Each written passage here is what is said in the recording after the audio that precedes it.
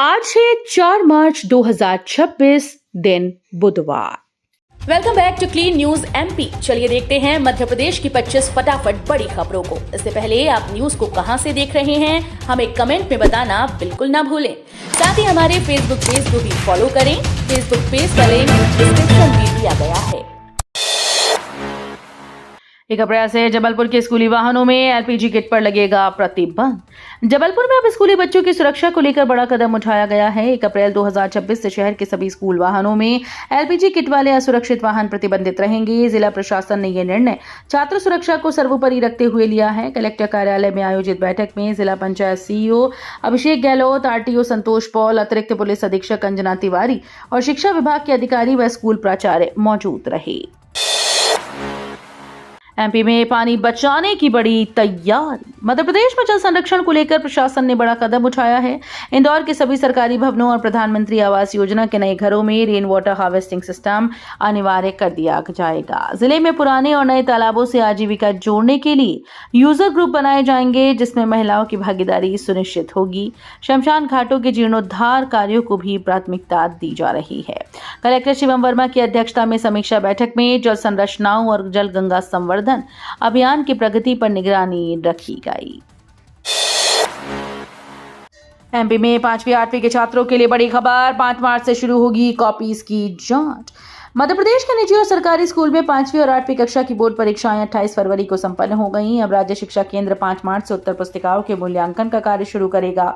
ये प्रक्रिया 14 मार्च तक पूरी करने का लक्ष्य रखा गया। अधिकारियों के अनुसार 25 मार्च को परीक्षा परिणाम घोषित होने की संभावना है। इसके बाद 1 अप्रैल से नए शैक्षणिक सत्र की कक्षाएं नियमित रूप से शुरू होंगी। एमपी में फिर चलेगा राजस्व महाअभियान। किसानों को मिलेगा कृषि योजनाओं का लाभ।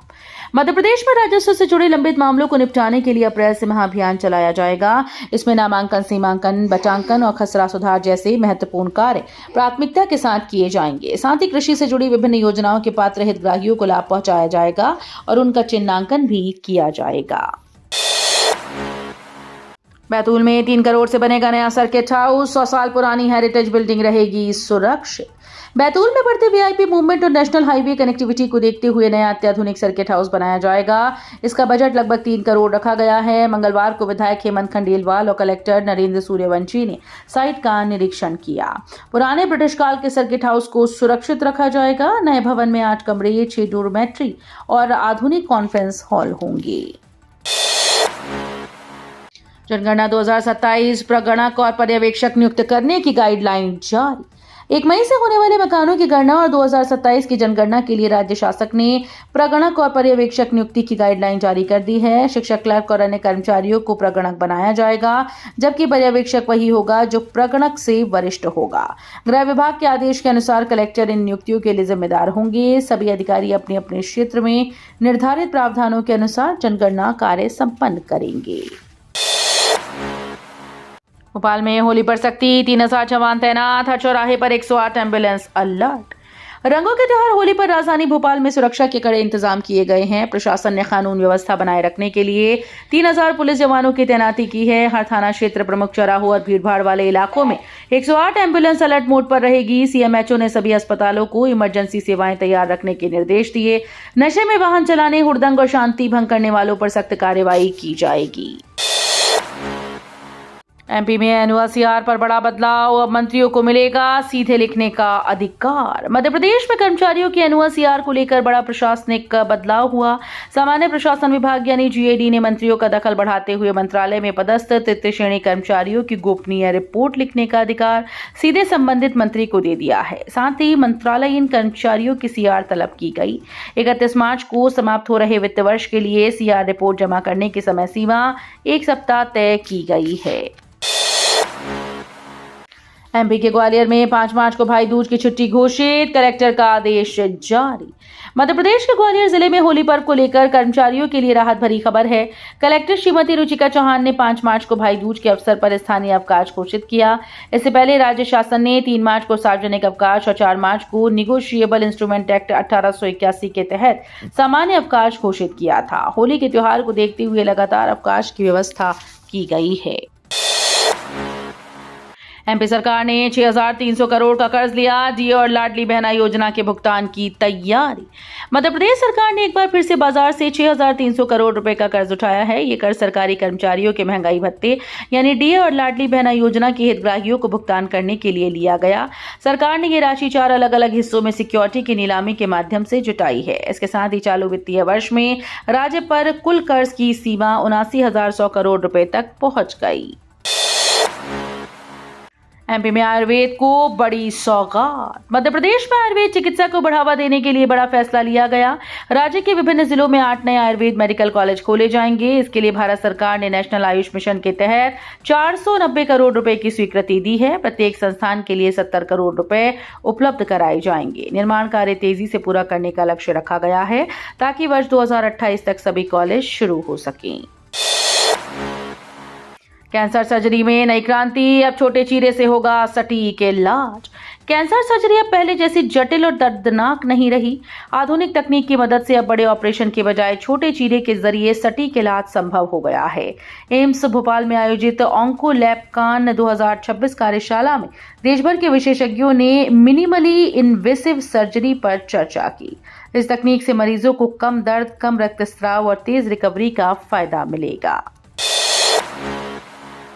सागर सेंट्रल यूनिवर्सिटी के 2 शोधार्थियों को MPCST young scientist award. Doctor Hari Singh Gour university के 2 शोधार्थियों ने प्रदेश का नाम रोशन किया। Madhya Pradesh council of science and technology की 41वीं एमपी यंग साइंटिस्ट कांग्रेस में फार्मास्यूटिकल साइंसेज श्रेणी में प्रियांशु नेमा और हर्षिता सिंघई को यंग साइंटिस्ट अवार्ड मिला। दोनों शोधकर्ताओं ने डायबिटीज और स्तन कैंसर की उन्नत दवा प्रणाली पर महत्वपूर्ण शोध किया। रतलाम रेल मंडल का कमाल, एक ही ट्रैक पर 2 ट्रेन, ऑटोमेटिक ब्लॉक सिग्नलिंग शुरू। भारतीय रेलवे के मिशन रफ्तार के तहत बड़ा बदलाव सामने आया। रतलाम रेल मंडल ने रिकॉर्ड समय में ऑटोमेटिक ब्लॉक सिग्नलिंग प्रणाली स्थापित कर नया कीर्तिमान बनाया। मंगल महुडी आनास खंड के 41.6 किलोमीटर ट्रैक पर महज एक ही दिन में इसकी सफल कमीशनिंग की गई। इस तकनीक से एक ही ट्रैक पर सुरक्षित दूरी बनाते हुए 2 ट्रेन संचालित की जा सकेंगी। किसान भाइयों सावधान, मार्च खत्म होने से पहले निपटाएं खेती से जुड़े सरकारी काम। मार्च का महीना ग्वालियर जिले के किसानों के लिए बेहद अहम है। इस समय न केवल फसल की कटाई की तैयारियां चल रही हैं, बल्कि सरकारी पोर्टल पर जरूरी पंजीकरण भी कराने हैं। कृषि विशेषज्ञों का कहना है कि अगर किसान इस महीने में थोड़ी भी लापरवाही करते हैं तो उन्हें अनुदान और समर्थन मूल्य के लाभ से हाथ धोना पड़ सकता है। इसलिए सभी किसानों से आग्रह है कि वे फसल और आर्थिक सुरक्षा से जुड़े सरकारी काम समय रहते पूरा करें। ग्वालियर में अतिक्रमण पर बुलडोजर चला, 4.88 करोड़ की जमीन मुक्त। ग्वालियर प्रशासन ने अतिक्रमण के खिलाफ बड़ी कार्रवाई की। कलेक्टर रुचिका चौहान के निर्देश पर एसडीएम झांसी रोड अतुल सिंह के नेतृत्व में राजस्व, पुलिस और नगर निगम की संयुक्त टीम ने 2 स्थानों पर अभियान चलाया। 14 बिस्वा की बेशकीमती सरकारी जमीन अतिक्रमण से मुक्त कराई गई, जिसकी अनुमानित कीमत 4.88 करोड़ रुपए बताई जा रही है। इंदौर ड्रेनेज हादसा, रोबोट से सफाई का दावा फेल, कर्मचारियों को चैम्बर में उतरना पड़ा। इंदौर नगर निगम का रोबोट से ड्रेनेज चैम्बर सफाई का दावा झूठा साबित हुआ। जहरीली गैस से 2 सफाई कर्मचारियों की मौत ने प्रशासन के दावे पर सवाल उठाए। कर्मचारियों को चैम्बर में उतरकर सफाई करनी पड़ी। निगम ने सुरक्षा के लिए कैमरा, गैस डिटेक्टर और अन्य उपकरणों में लाखों खर्च किए। हादसे के बाद निगम ने मृतक कर्मचारियों के परिजनों को 30-30 लाख रुपए का मुआवजा देने का ऐलान किया। भागीरथपुरा पानीकांड, रिपोर्ट पेशी में देरी, आम नागरिक 1 अप्रैल तक दे सकते हैं दस्तावेज और आपत्तियां। भागीरथपुरा दूषित पानी कांड की जांच रिपोर्ट अब हाईकोर्ट में 5 मार्च को पेश करना मुश्किल दिख रहा है। इसके पीछे वजह है कि न्यायिक आयोग का कार्यकाल 1 माह तक बढ़ा दिया गया। आम नागरिक अब 1 अप्रैल 2026 तक अपनी आपत्तियां, दस्तावेज और साक्ष्य आयोग के सामने पेश कर सकते हैं। इस मामले में दूषित पानी की वजह से 36 लोगों की मौत हो चुकी है। हाईकोर्ट में 5 अलग अलग याचिकाएं चल रही हैं और जांच आयोग की अध्यक्षता न्यायमूर्ति सुशील कुमार गुप्ता कर रहे हैं। भोपाल महिला की जीत, फ्लिपकार्ट को सामान न भेजने पर देना होगा 25,000 का हर्जाना। भोपाल की एक महिला ने ऑनलाइन शॉपिंग वेबसाइट फ्लिपकार्ट के खिलाफ जिला उपभोक्ता आयोग में शिकायत दर्ज कराई। महिला ने हाथ में पहनने वाला बैंगल्स का सेट ऑर्डर किया और पूरी राशि चुका दी, लेकिन तय समय से 15 दिन बाद भी सामान नहीं मिला और पैसा वापस भी नहीं किया गया। आयोग के अध्यक्ष गिरिबाला सिंह की बेंच ने सेवा में कमी मानते हुए फ्लिपकार्ट को 25,000 रुपए हर्जाना उपभोक्ता को देने का आदेश दिया है। ये फैसला ऑनलाइन खरीदारी करने वाले उपभोक्ताओं के लिए अहम है।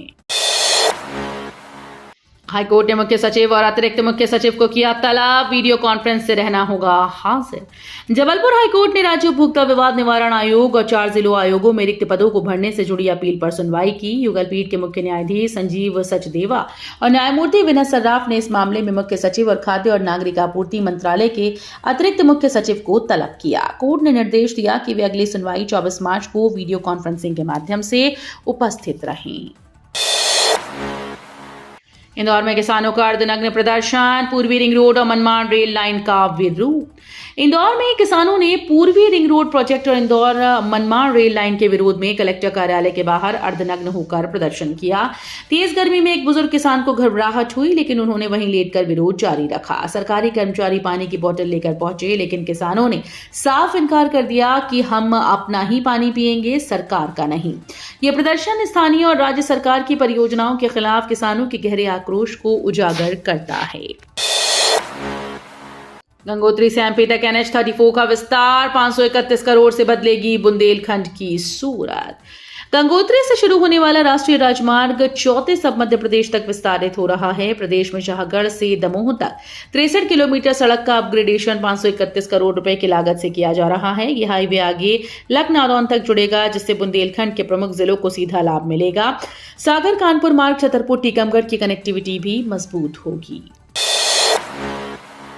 ईरान इजरायल के बीच युद्ध में कूदे देवास से बीजेपी सांसद महेंद्र सिंह सोलंकी।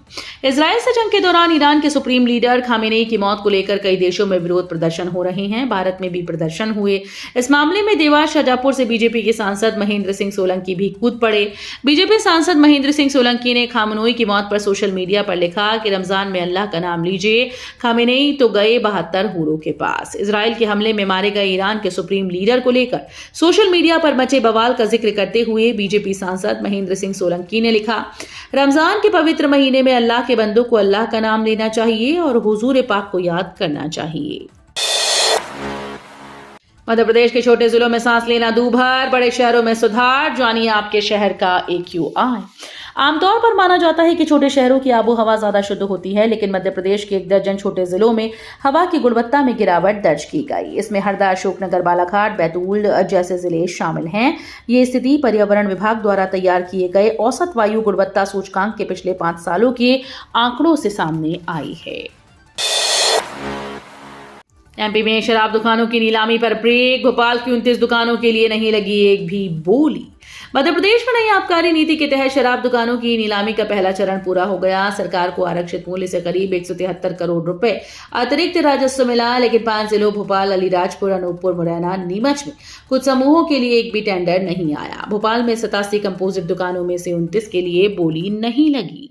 तो ये थी आज की 25 फटाफट बड़ी खबरें। अगर आपको न्यूज पसंद आई हो तो वीडियो को लाइक और शेयर जरूर करें। धन्यवाद।